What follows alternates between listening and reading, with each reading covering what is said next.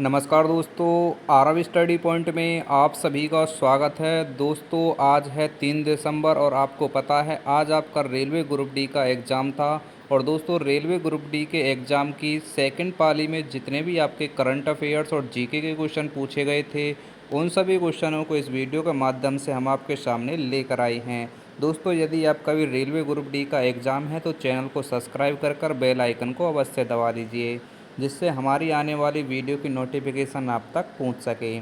दोस्तों आपको बता दें यह वीडियो मात्र 10 से 15 मिनट की रहेगी और इस 10 से 15 मिनट की वीडियो में जितने भी आपकी सेकंड पाली में क्वेश्चन आए हुए थे सभी क्वेश्चनों का रियल एनालिसिस करा दिया जाएगा।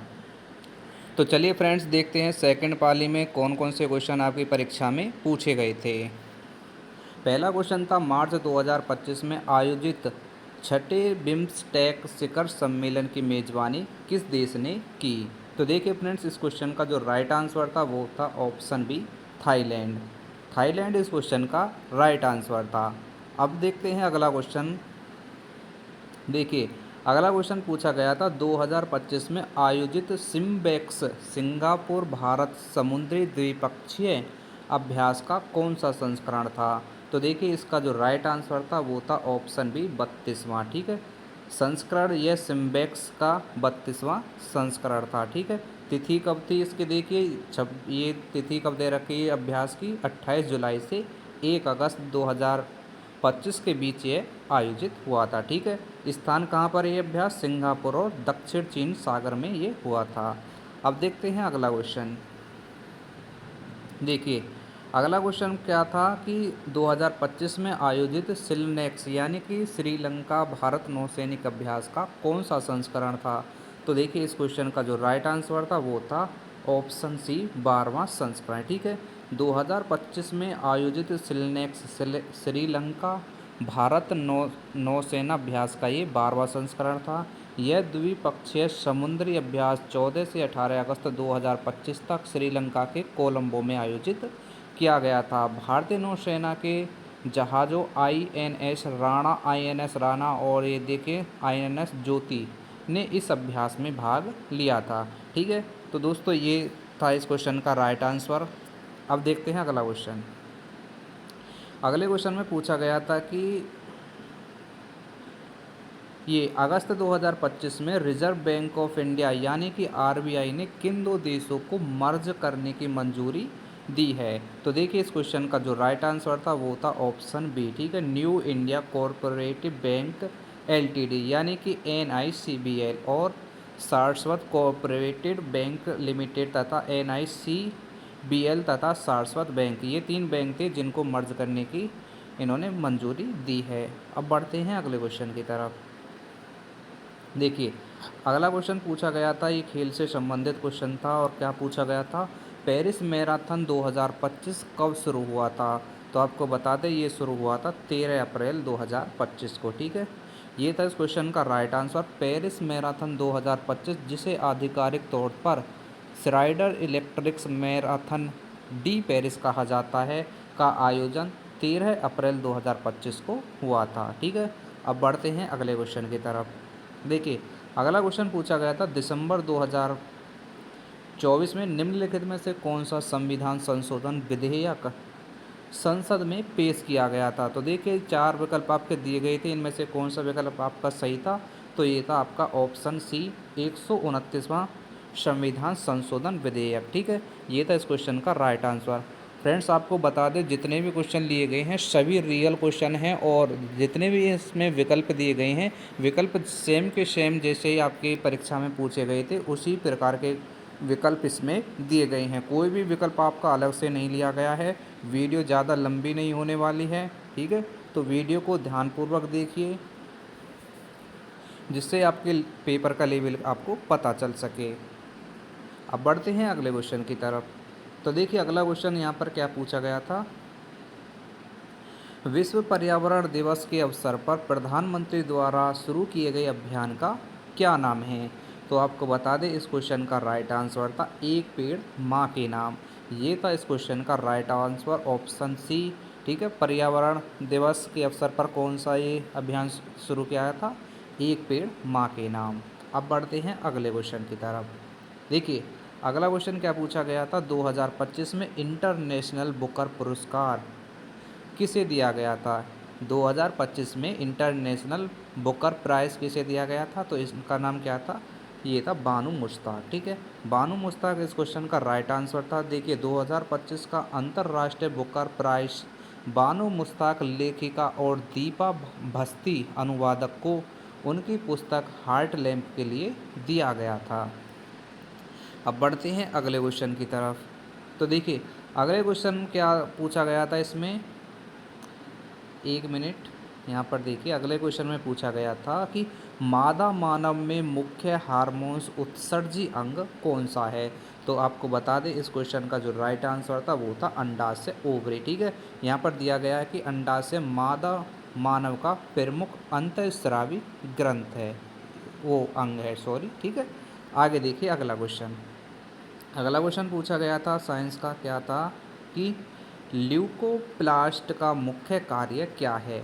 तो आपको बता दें इस क्वेश्चन का राइट आंसर क्या था, वो था ऑप्शन बी। ठीक है, स्टार्च एवं खनिज का भंडारण करना, ये है ल्यूकोप्लास्ट का मुख्य कार्य। यहाँ पर दिया गया है कि ल्यूकोप्लास्ट पादप कोशिकाओं में पाया जाने वाला रंगहीन प्लास्टिड है। इसका मुख्य कार्य भोजन का भंडारण करना होता है।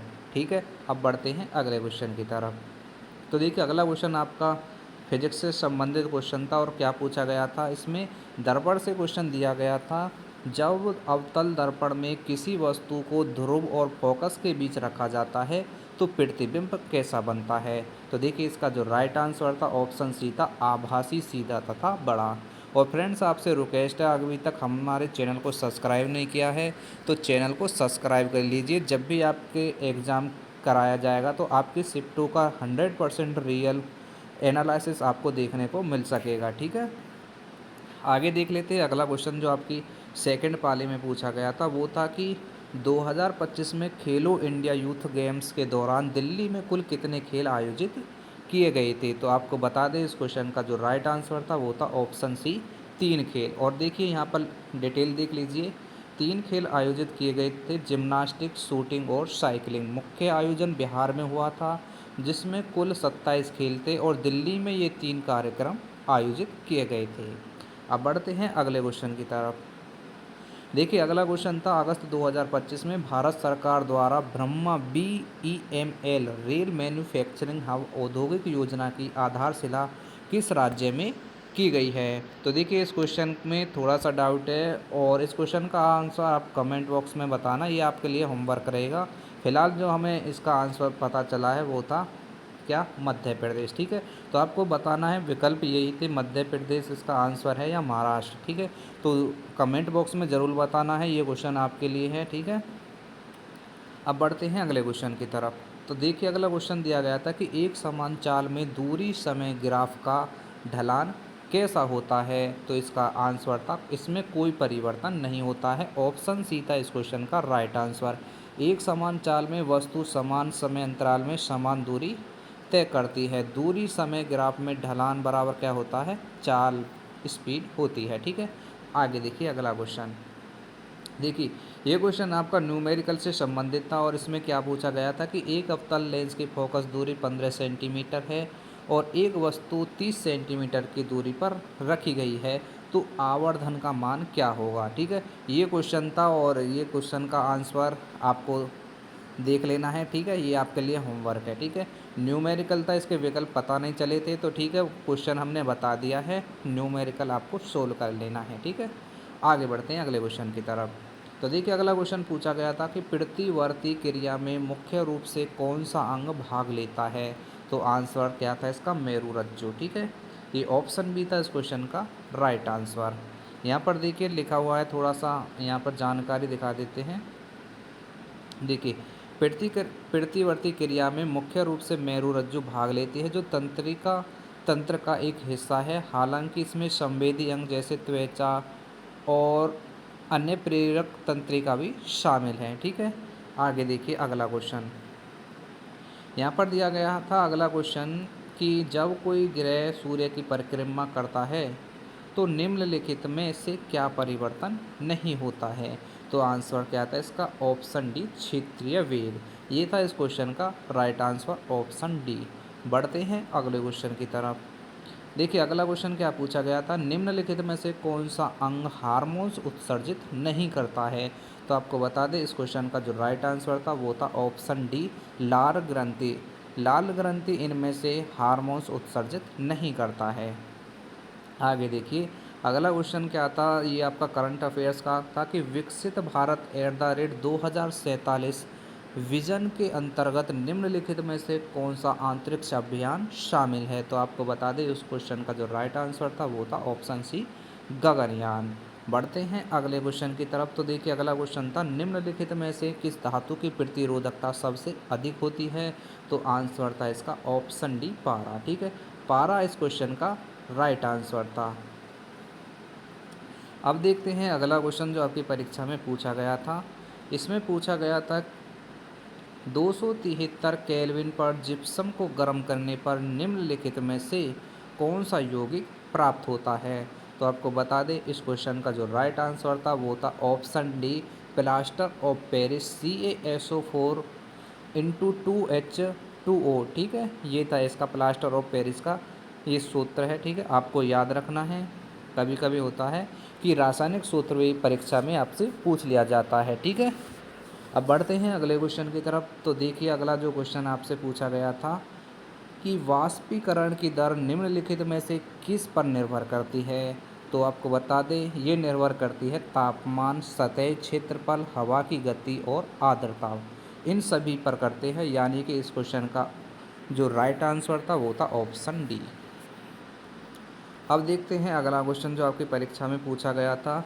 तो देखिए यहाँ पर एक क्वेश्चन पूछा गया था कि सोडियम बाइकार्बोनेट का प्रयोग निम्नलिखित में से किस मेथड विधि में किया जाता है? तो देखिए विकल्प हमें पता नहीं चले थे, तो देख लीजिए इसके बारे में थोड़ी जानकारी की क्या है कि सोडियम बाइकार्बोनेट NaHCO3, जिसे आमतौर पर बेकिंग सोडा के नाम से जाना जाता है, यह एक मुख्य खमीरीकरण एजेंट के रूप में उपयोग किया जाता है। औद्योगिकरण स्तर पर देखिए उच्च शुद्धता वाले सोडियम बाइकार्बोनेट का उत्पादन करने के लिए एक गीली विधि का उपयोग किया जाता है, जिसमें कास्टिक सोडा के घोल में कार्बन डाइऑक्साइड गैस प्रवाहित की जाती है। ठीक है, आगे देख लेते हैं अगला क्वेश्चन। अगला क्वेश्चन में पूछा गया था कि मांसपेशियों की गतियों की सही प्रक्रिया क्या है? विकल्पों को ध्यानपूर्वक पढ़ना है और आपको बता दें इस क्वेश्चन का जो राइट आंसर था वो था ऑप्शन बी, तंत्रिका आवेग। ठीक है, ये था इस क्वेश्चन का राइट आंसर, तंत्रिका आवेग, मांसपेशी संकुचन और गति। ये है इस क्वेश्चन का राइट आंसर, ऑप्शन बी। आगे देखिए अगला क्वेश्चन क्या था, DNA के बारे में निम्नलिखित में से कौन सा कथन सही है? तो आंसर था इसका ऑप्शन ए, DNA एक प्रतिकृति बनाना कोशिका का पूर्व आवश्यक गुण है। ये था इस क्वेश्चन का राइट आंसर। ठीक है, चारों विकल्पों को ध्यान से पढ़कर जाना है तब आंसर देना है। आगे देखिए इसका क्वेश्चन का क्या पूछा गया था कि सोलेनाइड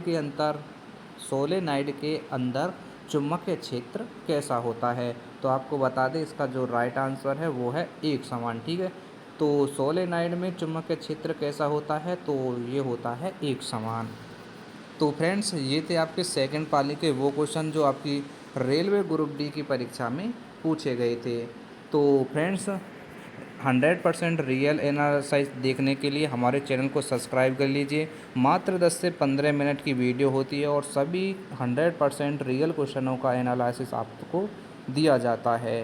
तो चलिए फिर फ्रेंड्स मिलते हैं थर्ड पाली में 100% एनालिसिस के साथ में। जब तक के लिए जय हिंद, जय भारत।